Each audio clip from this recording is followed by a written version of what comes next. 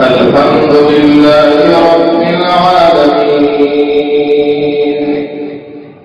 الرحمن الرحيم مالك يوم الدين إياك نعبد وإياك نستعين اهدنا الصراط المستقيم صراط الذين أنعمت عليهم غير المغضوب عليهم ولا الضالين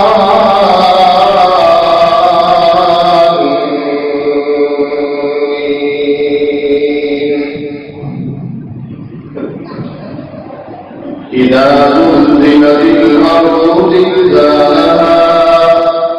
وأخرجت الأرض أثقالها وقال الإنسان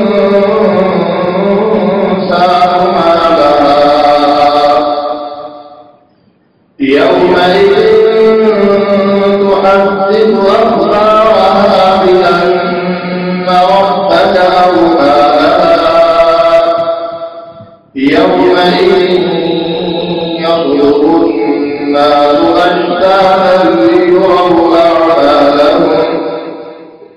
فمن يعمل مثقال ذرة خيرا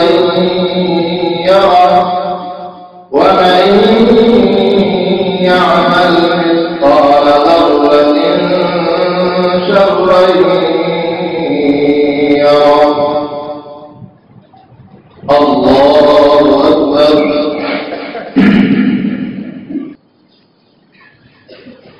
الحمد لله رب العالمين الرحمن الرحيم مالك يوم الدين إياك نعبد وإياك نستعين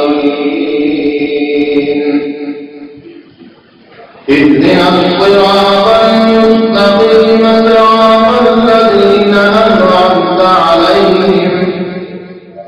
غير المغضوب عليهم ولا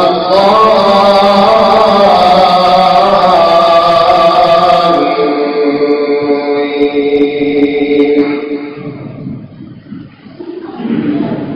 والعاديات ضبحا فالموريات قدحا فالمغيرات صبحا فأثرن به نقعا فوسطن به جمعا إن الإنسان لربه لكنود